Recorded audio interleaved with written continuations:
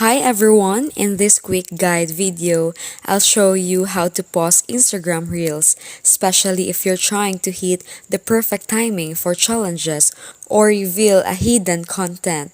Let's get started. Step 1. Use the remix option. If the reel allows remix, do this. Tap the three dots on the reel and choose Remix this reel. In the editor, scroll through the timeline to pause exactly where you want. This is the easiest way to freeze the perfect moment. Step 2. Screen record and play back. No remix option? No problem. Start screen recording on your phone, play the reel and save it. Go to your gallery, play the video back, and pause the exact spot you need. Step 3.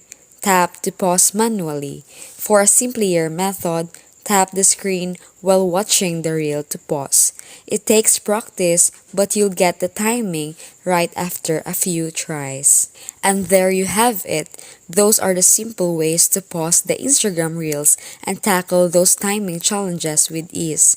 Use the remix option for precise sequencing, screen recording and playback for full control, or simply manually pause with a bit of practice. If you found this guide helpful, please give this video a thumbs up, subscribe, and comment down below. Thanks for watching!